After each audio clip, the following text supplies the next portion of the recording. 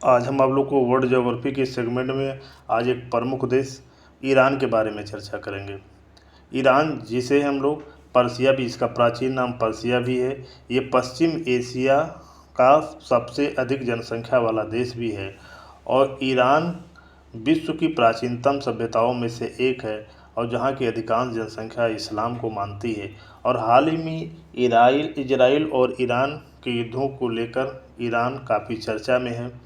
तो आज हम लोग ईरान के भूगोल के बारे में, ईरान के इतिहास के बारे में, ईरान के प्रमुख फसलों के बारे में, प्रमुख विशेषताओं के बारे में विस्तार से चर्चा आप लोग की होगी, जो आपको लोग को हर एग्जाम के दृष्टि से काफ़ी महत्वपूर्ण होता है।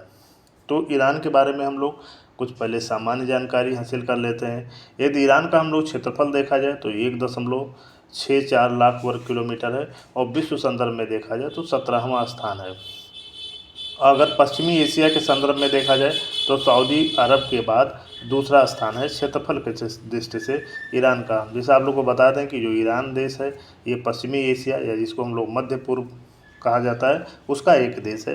यानी एशिया महाद्वीप के पश्चिमी भाग में ये देश स्थित है। इसके अगर प्राचीन नाम की बात किया जाए तो फारस, या इसी को पर्सिया कहा जाता है। पर्सिया नाम इनको यूनानी और रोमन लेखकों को द्वारा दिया गया। लेकिन अगर ईरान का आधिकारिक नाम देखा जाए तो इस्लामिक रिपब्लिक ऑफ ईरान है। ईरान शब्द का अगर हम अर्थ देखें, ईरान शब्द का अर्थ क्या होता है, तो इसको हम आर्यों का देश कहा जाता है, लैंड ऑफ आर्यंस कहा जाता है।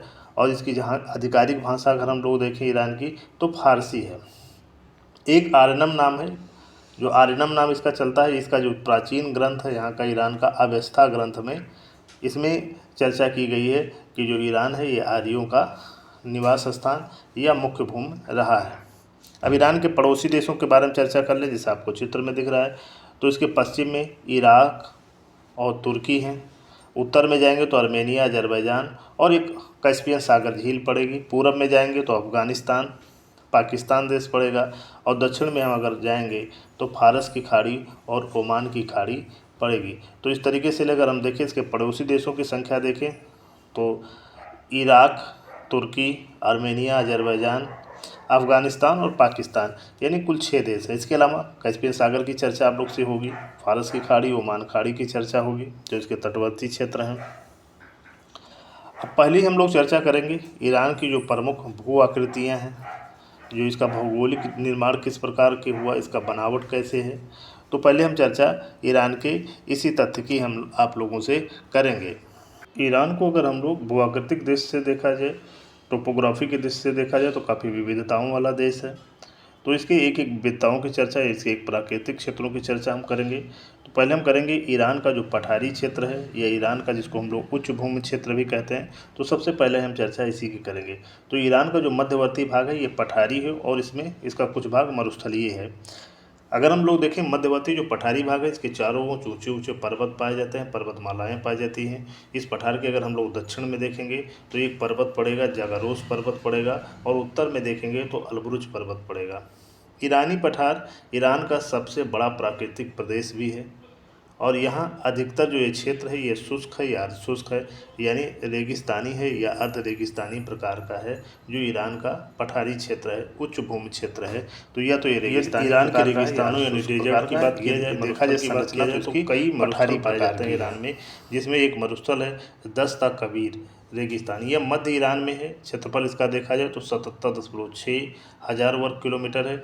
इसे महान लवण मरुस्थल भी कहा जाता है, ग्रेट सॉल्ट डेजर्ट भी कहा जाता है। और इस मरुस्थल के सतह पर नमक की परतें और दलदली मैदान भी पाए जाते हैं, जो आपका दस्ता कबीर रेगिस्तान है ईरान का। इसके अलावा ईरान का एक अन्य महत्वपूर्ण रेगिस्तान है, उसको दस्ता लूट कहा जाता है।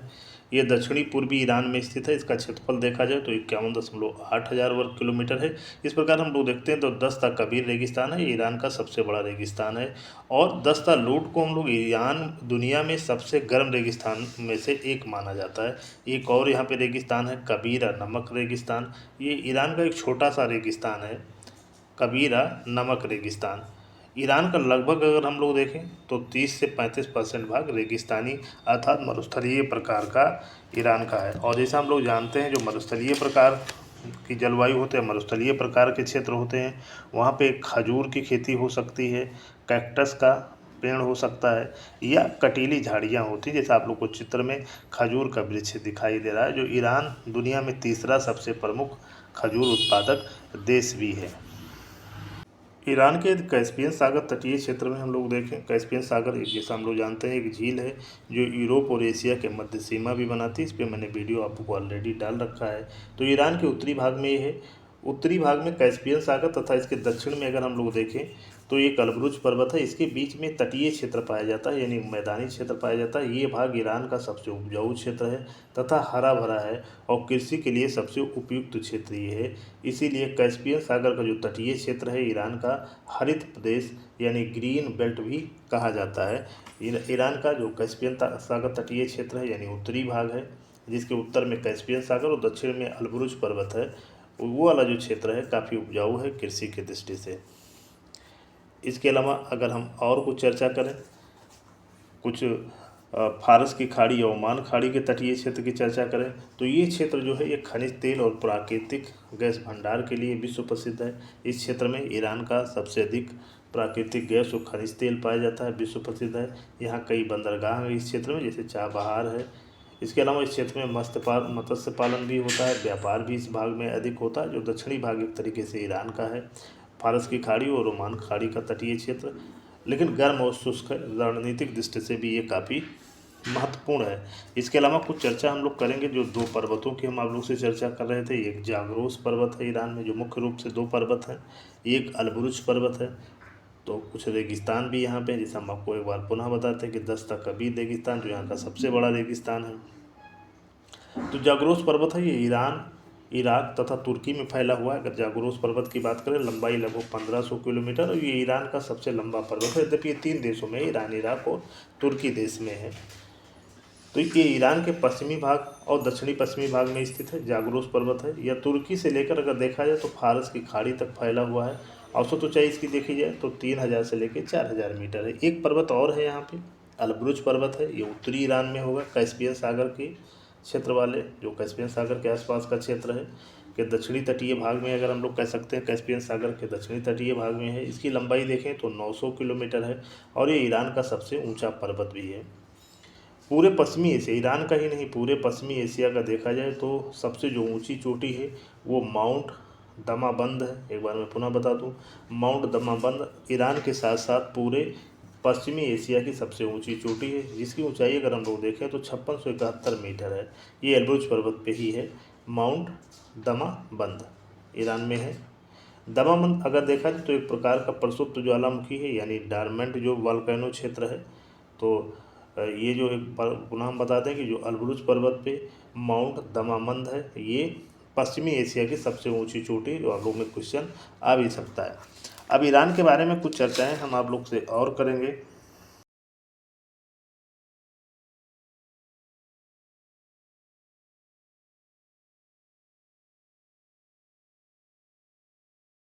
एक जो हम चर्चा कर रहे थे अभी, होर्मुज जल संधि या होर्मुज स्ट्रेट जिसको बोला जाता है, जो आप लोग को चित्र में दिख रहा है। तो ये फारस की खाड़ी तथा ओमान की खाड़ी को जोड़ती है और इसके उत्तर में हम लोग देखें तो ईरान है और ओमान है, तथा अगर दक्षिण में देखें इसके तो यूएई देश है। तो जो होर्मुज जल संधि है, इसके उत्तर में ईरान और दक्षिण में इसके यूएई देश है, यूनाइटेड अरब अमीरात देश है। और विश्व का लगभग 20% पेट्रोलियम और प्राकृतिक गैस इसी भाग से होकर गुजरता है। ये रणनीतिक महत्व से रणनीतिक दृष्टि से बहुत ही महत्वपूर्ण है। लंबाई देखा जाए तो 167 किलोमीटर और चौड़ाई लगभग 39 किलोमीटर है। एक बार हम आपको पुनः बता दें कि जो होर्मुज जल संधि के बारे में आप लोग से वीडियो ऑलरेडी हमने डाल रखा है डिटेल से। तो रणनीतिक दृष्टि से बहुत ही महत्वपूर्ण है होर्मुज जल संधि। एक तरीके से हम लोग कह सकते हैं फारस की खाड़ी को ये अरब सागर से जोड़ता है, क्योंकि जो ओमान की खाड़ी है या फारस की खाड़ी एक तरीके से अरब सागर का ही भाग है। तो रणनीतिक दृष्टि से ये काफ़ी महत्वपूर्ण है। अब हम लोग चर्चा कर लें ईरान के प्रमुख खनिज संसाधनों की। तो ईरान को अगर हम लोग देखें तो पेट्रोलियम और प्राकृतिक गैस जो यहाँ का सबसे प्रमुख खनिज संसाधन और इसकी अर्थव्यवस्था का आधार भी है। तो अगर हम पेट्रोलियम तेल भंडार देखा जाए तो हम ईरान के बारे में, तो वेनेजुएला और सऊदी अरब के बाद तीसरा सबसे अधिक तेल भंडार इस वक्त ईरान के पास है। प्राकृतिक गैस में अगर देखा जाए तो रूस के बाद दूसरा सबसे अधिक भंडार प्राकृतिक गैस यानी नेचुरल जो गैसेस हैं उसका भंडार ईरान के पास है।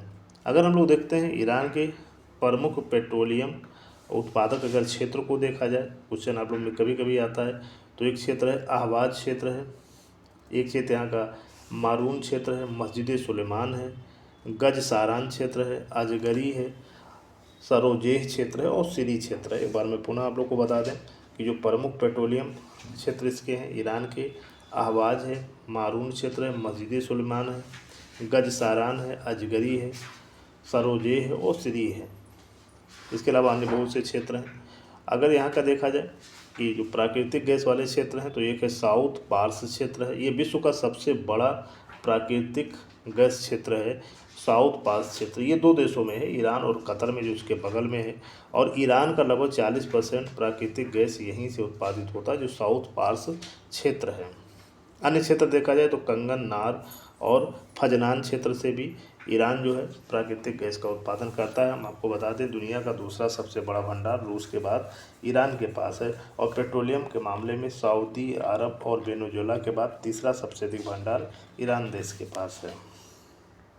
अन्य खनिज की बात करें तो लौह-अयस्क, तांबा, सोना, कोयला के भी पर्याप्त भंडार ईरान में पाए जाते हैं। तो एक तरीके से हम लोग कह सकते हैं कि जो प्राकृतिक खनिज संपदा के दृष्टि से ईरान काफ़ी महत्वपूर्ण देश पूरे वर्ल्ड में है, लेकिन मुख्य जो यहाँ का उत्पादन है पेट्रोलियम और प्राकृतिक गैस है। उद्योगों में देखा जाए तो तेल और प्राकृतिक गैस पे आधारित अधिक उद्योग हैं। पेट्रोकेमिकल उद्योग यानी खनिज तेल पे आधारित, लौह-अयस्क, लौह इस्पात उद्योग, ऑटोमोबाइल।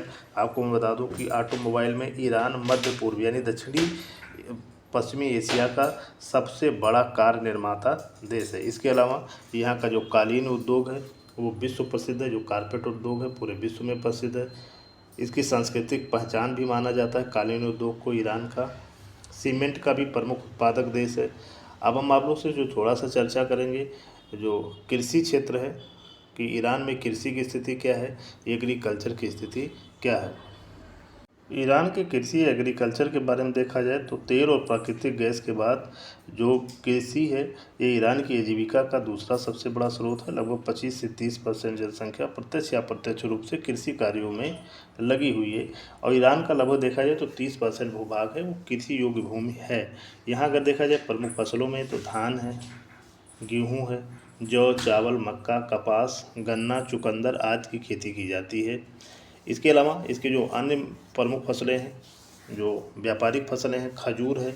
मिस्र, सऊदी अरब, मिस्र सऊदी के बाद ईरान तीसरा सबसे बड़ा खजूर उत्पादक देश है। इस तरीके से हम लोग देखते हैं खजूर उत्पादन में ईरान प्रमुख स्थान रखता है, और गेहूं ईरान की सबसे प्रमुख फसल है। मैं एक बार आपको बता दूं कि ईरान की प्रमुख जो खाने वाली फसल है वो आपकी गेहूँ है। इसके अलावा जौ, चावल, मक्का, कपास और चुकंदर है। इसके अलावा अगर देखा जाए कि किस क्षेत्र में ईरान ज़्यादा है, किस किसी फसल के क्षेत्र में, तो एक पिस्ता होता है। पिस्ता यूएसए के बाद विश्व का दूसरा सबसे बड़ा उत्पादक है। पिस्ता उत्पादन में ईरान अभी तक 10-20 साल पहले तो पिस्ता उत्पादन और निर्यात में भी सबसे आगे था, लेकिन वर्तमान में यूएसए पिस्ता उत्पादन में नंबर 1 हो गया, नंबर 2 पे ईरान है। तो इस तरीके से हम लोग देखते हैं कि कुछ फसलों के उत्पादन में भी जो ईरान है काफ़ी आगे है। इसके अलावा अन्य जो खेती अनार, अंगूर, तरबूज का भी व्यापक स्तर पे यहाँ खेती होती है। अखरोट एक है, अखरोट फसल चीन यूएसए के बाद तीसरा स्थान पे अखरोट उत्पादन में अगर देखा जाए तो जो चाइना है ये यूएसए और चीन के बाद तीसरे स्थान पे अखरोट का उत्पादन करता है। तो इस तरीके से हम लोग देखते हैं कि कृषि फसलों में काफ़ी महत्वपूर्ण है ईरान। इसके अलावा जो केसर जैसा आप लोग को चित्र में दिख रहा है, केसर के मामले में तो इसका एकाधिकार है। दुनिया का लगभग 90% जो सैफरॉन है केसर का उत्पादन ईरान देश में होता है, यानी 10% पूरे दुनिया में होता है और उसका 90% लगभग कहाँ हो जाता है, ईरान देश में हो जाता है। और हम लोग आपको बता दें कि दुनिया का जो सबसे महंगा मसाला माना जाता है पूरे वर्ल्ड का वो केसर माना जाता है, और दूसरे स्थान पे वनीला है। आप लोग इसको भी थोड़ा ध्यान दीजिएगा। अब थोड़ी सी चर्चा ईरान के कल्चर, जनसंख्या और अन्य पहलुओं की चर्चा कर लिया जाए तो ईरान की जनसंख्या लगभग 8.9 करोड़ है। विश्व में देखा जाए 17वें स्थान पे, और पश्चिमी एशिया में सबसे अधिक जनसंख्या वाला देश ईरान है। दूसरे नंबर पे टर्की है। शहरीकरण देखा जाए तो लगभग 75% यहाँ की जनसंख्या शहरों में रह रही है, लेकिन घनत्व तो बहुत कम है ईरान का, 50 व्यक्ति प्रति वर्ग किलोमीटर। अगर हम लोग देखें जातीय संरचना यानी एथनिक स्ट्रक्चर देखा जाए तो ये बहुजातीय देश है, यानी बहुजातीय वाला। यहाँ विभिन्न प्रकार की जो एथनिक संरचनाएं पाई जाती हैं, जिसमें आप लोग देख सकते हैं कि जो फारसी लोग हैं लगभग 61% है, अजरबैजानी लोग लगभग 16%, कुर्द लगभग 6%, अरब 2%, बलोच 2%। इसके अलावा आर्मेनियाई, तुर्क, यहूदी आदि लोग भी यहाँ पे ईरान में रहते हैं। थोड़ा बहुत यहूदी भी यहाँ रहते हैं, ईसाई भी रहते हैं। धर्म देखा जाए तो इस्लाम लगभग 98% लोग, 98% लोग इस्लाम मानने वाले हैं। इसमें लगभग 92% केवल शिया मुसलमान हैं। यानी जो ईरान है दुनिया का सबसे बड़ा शिया आबादी वाला देश है। इसको थोड़ा परीक्षा के दृष्टि से देखिएगा कि ईरान दुनिया का सबसे बड़ा शिया आबादी वाला देश है। सुन्नी यहाँ लगभग 7% पाए जाते हैं। इसके अलावा यहूदी, ईसाई, बहाई, जोरोस्ट्रियन मतलब जो ईरान का सबसे प्राचीन धर्म है, इसकी भी लोग थोड़ी बहुत संख्या में पाए जाते हैं। इस तरीके से हम लोग देखते हैं कि ईरान शिया बहुल्य देश है। लगभग 92% यहाँ की आबादी शिया मानती है, जो हम जानते हैं कि इस्लाम का एक प्रमुख संप्रदाय है। सुन्नी लगभग 7% है और अन्य में ईसाई, यहूदी, बहाई और अन्य धर्म मानने वाले लोग हैं। भाषा देखा जाए तो ईरान एक बहुभाषी देश है, यानी बहुत सी भाषाएं बोली जाती हैं, लेकिन यहाँ की जो मेन भाषा है वो फारसी है, जिसको पर्शियन भाषा बोला जाता है। ईरान की राजकीय भाषा है और लगभग 60% लोग फारसी भाषा बोलते हैं, यानी पर्शियन भाषा बोल लेते हैं, और ईरान की मातृभाषा भी फारसी ही है। इसके अलावा अजरबैजानी लगभग 16% लोग बोलते हैं, जो अगर देखा जाए तो ईरान के उत्तरी पश्चिमी भाग में है। इसके अलावा कुर्द 10% जो पश्चिमी ईरान में है। लूरी लगभग 4% लोग। इसके अलावा अरबी, बलोची, तुर्कमान, गिलाकी आदि भाषाएं यहाँ पे बोली जाती है। तो इस तरीके बहुभाषी देश है। ईरान में कई भाषाएं बोली जाती है, लेकिन फारसी यहाँ की प्रमुख भाषा है। लगभग 60% लोग फारसी भाषा बोलते हैं। ईरान की अगर संस्कृति कल्चर की बात किया जाए तो ईरान की जो संस्कृति है बहुत प्राचीन और विविध प्रकार की है। यह फारसी सभ्यता पर आधारित है। यहाँ की जो कल्चर है ये फारसी सभ्यता पे आधारित है। यद्यपि ईरान एक इस्लामिक गणराज्य है, लेकिन यहाँ पे जो पर्शियन सभ्यता है उसका काफ़ी प्रभाव है। धार्मिक त्योहारों में देखा जाए तो यहाँ का नवरोज़ है। नवरोज़ यहाँ फारसी नववर्ष होता है, इसको नवरोज़ बोला जाता है। इसके अलावा रमज़ान, मुहर्रम जो कि इस्लामिक देश है। इसके अलावा यहाँ की जो कला है, वास्तुकला है, यानी आर्किटेक्चर है, ये पूरे विश्व में प्रसिद्ध है। संगीत, नृत्य, साहित्य में भी ईरान को देखा जाए तो काफ़ी समृद्धशाली देश है। अब कुछ चर्चा हम लोग कर लेते हैं ईरान के प्रमुख शहरों की। तो यहाँ की जो राजधानी या सबसे बड़ा शहर है तेहरान है। ये सबसे बड़ा शहर, लगभग 1.5 करोड़ आबादी इसकी है।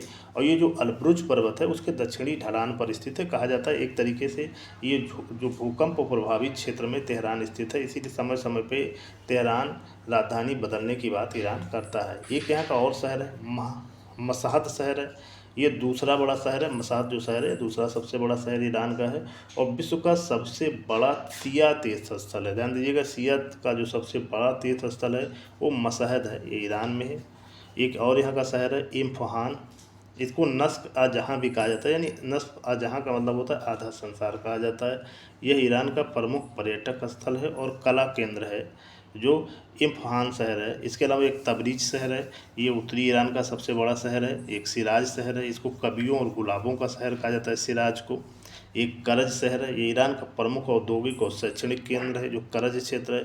अगर बंदरगाहों की बात किया जाए ईरान के तो यहाँ का बंदर अब्बास जो बंदरगाह है, बंदरगाह जो है ये ओमान की खाड़ी के तट पर यानी होर्मुज के पास में स्थित है और 70% व्यापार जो होता है बंदर अब्बास बंदरगाह से ही होता है। इसके अलावा चाबहार ये दक्षिणी पूर्वी ईरान में है, भारत द्वारा ये विकसित किया गया है और इसका मकसद है एक तो रणनीतिक दृष्टि से महत्वपूर्ण है। इसके अलावा भारत, ईरान और अफगानिस्तान का व्यापार इससे आसान होगा। जो चाबहार है बंदरगाह है एकदम पाकिस्तान की सीमा से लगभग 90 किलोमीटर दूरी पे ये है। इसके अलावा आबादान ये दुनिया की जो सबसे बड़ी रिफाइनरियों में से एक यहाँ पे लगी हुई है, यानी रिफाइनरी यानी तेल शोधन के लिए प्रसिद्ध है और एक बंदरगाह भी है आबादान। एक यहाँ का और है अंजलि शहर, ये कैस्पियन सागर का सबसे बड़ा बंदरगाह है। ये जो कैस्पियन सागर झील है उस पर है, अंजलि बंदरगाह है। तो ये प्रमुख बंदरगाह है जिसमें हम आपको बता दें कि बंदर अब्बास यहाँ का प्रमुख बंदरगाह है। इसके अलावा कुछ चर्चा अगर हम लोग अभी हम आपसे जैसा शुरू में चर्चा किए थे कि हम ईरान इजराइल संबंध की भी चर्चा आपसे करेंगे, जो हाल ही में काफ़ी चर्चाओं में रहा है, अरब ईरान और इजराइल संबंध की। अरब इजराइल में अभी जो युद्ध हुआ, अगर हम लोग देखा जाए अरब इजराइल के संबंध को, रिलेशन को देखा जाए, तो ईरान और इजराइल का जो संबंध रहा है हमेशा ख़राब नहीं रहा है। इजराइल के निर्माण के समय जब 1948 में इजराइल का निर्माण हुआ, तो मान्यता देने वाले में, इजराइल को मान्यता देने वाले प्रारंभिक देशों में ईरान भी था। और 1979 तक देखा जाए, 1979 तक देखा जाए तो ईरान और इजराइल के संबंध बहुत ही मधुर रहे हैं। लेकिन 1979 में जो ईरानी क्रांति के बाद जो ईरानी इस्लामिक क्रांति हुई, वहाँ पे जो राजवंश था, पहलवी राजवंश था, उसका पतन हुआ। और इस्लामिक क्रांति जैसा हम लोग जानते हैं 1979 में एक जो अभी वर्तमान में वहाँ के भी धार्मिक जो सर्वोच्च नेता हैं अतायुल्लाह खुमैनी के नेतृत्व में हुआ, जो वर्तमान में जैसा जानते हैं कि ईरान के सर्वोच्च नेता हैं। इसे ईरानी, इसके बाद क्या हुआ, इस क्रांति के बाद वहाँ का राजवंश खत्म हुआ और ईरान इस्लामिक गणराज्य घोषित हुआ और नया संविधान बना और शिया इस्लामिक जो आधारित शासन लागू यहाँ पे हुआ। और नई सरकार ने इजराइल को जायोमी राज्य का यानी शत्रु राज्य घोषित कर दिया। तभी से ईरान और इजराइल का जो दोस्ताना संबंध था वो दुश्मनी में बदल गया। अगर हम लोग कुछ प्रमुख कारणों में देखा जाए कि क्यों संबंध बिगड़ गया, तो ईरान एक तो सबसे बड़ी बात फ़िलिस्तीन का समर्थन करता है। इसके अलावा जो हूती आतंकवादी संगठन है यमन में है, उसका समर्थन भी करता है और हथियार भी देता है। एक हिजबुल्लाह जो आतंकवादी संगठन है लेबनान में, उसको भी समर्थन देता है, हथियार देता है, वहाँ के लड़ाकों को प्रशिक्षित करता है। हमास जो गाज़ा का एक प्रमुख संगठन है जो फ़िलिस्तीन का भाग है, वहाँ के लोगों को समर्थन देता है, हथियार देता है। सीरिया के जो शासक अभी तक थे बशर अल असद, उनको भी काफ़ी ये समर्थन देता था। और इन तीनों जो अगर इन जितने भी संगठन हैं और देश हैं, इससे ईरान के दुश्मन देश हैं और ईरान पे अक्सर इजराइल पे अक्सर हमला करते रहते हैं। तो इसलिए ईरान से काफ़ी नफरत करता है इजराइल की इन लोगों को समर्थन ना दो। और इसके अलावा जो सबसे अन्य बड़ा कारण, जो तत्कालिक कारण था, वो ईरानी न्यूक्लियर प्रोग्राम था।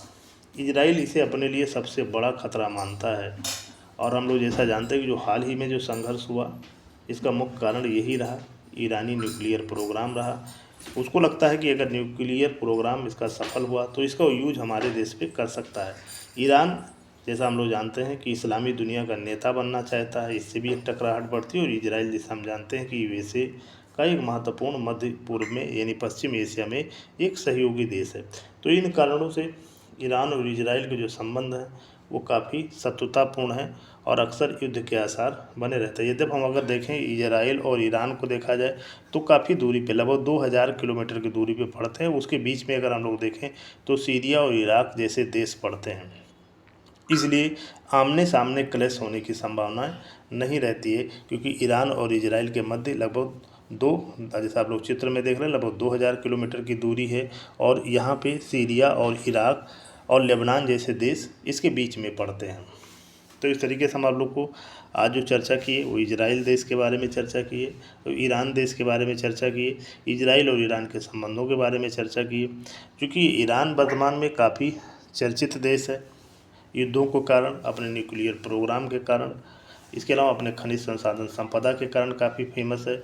तो इससे आप लोग से क्वेश्चन आ सकते हैं, क्योंकि और अभी जहाँ तक संबंध है इजराइल ईरान संबंध, तो अभी शत्रुतापूर्ण बने रहेंगे और अभी युद्ध के आसार बने रहेंगे। आप लोग जैसा देख रहे हैं चित्र में, एक इजराइल और एक ईरान का झंडा दिख रहा है। ईरान के अगर कुछ अन्य प्रमुख तथ्यों की चर्चा किया जाए, जैसे प्रमुख नदियों की चर्चा किया जाए, तो ईरान की जो सबसे बड़ी नदी हो करुण नदी है। करुण नदी जो सबसे लंबी नदी है, सबसे अधिक जल प्रवाह वाली नदी है, लंबाई लगभग 950 किलोमीटर है इसकी। और ये ईरान की एकमात्र ऐसी नदी है जो नौगम्य नदी है, यानी नेगेबिल नदी है ये। इसके अलावा करखेह नदी है लगभग 900 किलोमीटर लंबाई की। एक यहाँ अत्रक नदी है, सफ़ीद नदी है और हेलमंद नदी है। हेलमंद नदी जो है ये अफ़गानिस्तान से निकलती है और फिर जाती है ईरान में। एक यहाँ की प्रमुख जो झील है उर्मिया झील है, ये ईरान की सबसे बड़ी झील है। इसके अलावा हमून झील है, ये हेलमंद नदी से इसको जल प्राप्त होता है हमून झील को। इसके अलावा एक नमक झील है। अगर यहाँ की क्लाइमेट देखा जाए तो विविधतापूर्ण है, लेकिन मुख्य रूप से देखा जाए तो ये महाद्वीपीय प्रकार की कंटिनेंटल प्रकार की है। एक यहाँ बहुत क्वेश्चन आप लोग से आता है, यहाँ कनात सिंचाई होती है, जो कि फसलों की सिंचाई होती है कनात सिंचाई के द्वारा। जैसे आप लोग जानते हैं कि ईरान में वर्षा बहुत कम होती है, तो पानी को बचाने के लिए, पानी का वाष्पोत्सर्जन को रोकने के लिए, वाष्पीकरण को रोकने के लिए ज़मीन के अंदर नहर खोदकर नहरें बनाई जाती हैं, ज़मीन के नीचे बनाई जाती हैं, नालियाँ और नहरें बनाई जाती हैं, जिसको कनात कहा जाता है। यहाँ कुछ खानाबदोश जातियाँ पाई जाती हैं, नोमैड्स जनजातियाँ पाई जाती हैं, जो घुमक्कड़ जीवन व्यतीत करती हैं अपने जानवरों के साथ, जैसे कुर्द हैं, बख्तियारी हैं, लूर हैं, बलोच हैं, आदि जनजातियाँ हैं। तो इस तरीके से हम लोग देखते हैं कि जो उर्मिया झील के बारे में थोड़ा सा पुनः बता दें कि यहाँ की सबसे बड़ी झील है। इसके अलावा जो यहाँ की सबसे बड़ी नदी है करुण नदी है। यहाँ की ज़्यादातर नदियाँ मौसमी होती हैं, ज़्यादा पानी नहीं होता क्योंकि ईरान में अधिक वर्षा होती नहीं है। जलवायु यहाँ की विविधतापूर्ण है, लेकिन मुख्य रूप से महाद्वीपीय प्रकार की है। कनात सिंचाई यहाँ की विश्व प्रसिद्ध है। कनात सिंचाई एक बार पुनः बता दूँ कि ज़मीन के अंदर नीचे नहरें खोद के बनाई जाती हैं। इसके कारण इसका मुख्य यही होता है कि वाष्पीकरण पानी का कम से कम हो। ये पानी खुले में बहेगा तो वाष्पीकरण अधिक होगा। जैसा ईरान में पानी कम बरसने के साथ साथ गर्मी बहुत ज़्यादा पड़ती है। तो यहाँ की हम प्रमुख बता दूँ कि नोमैड्स जनजातियाँ जो हैं, जो भेड़ बकरियों या ऊँटों को चराती हैं, उसमें कुर्द हैं, बख्तियारी हैं, लूर हैं और बलोच हैं। तो इस तरीके से जो आप लोग को जानकारी दी गई आज ईरान देश के बारे में दी गई, और इससे क्वेश्चन भी आप लोग से बन सकते हैं।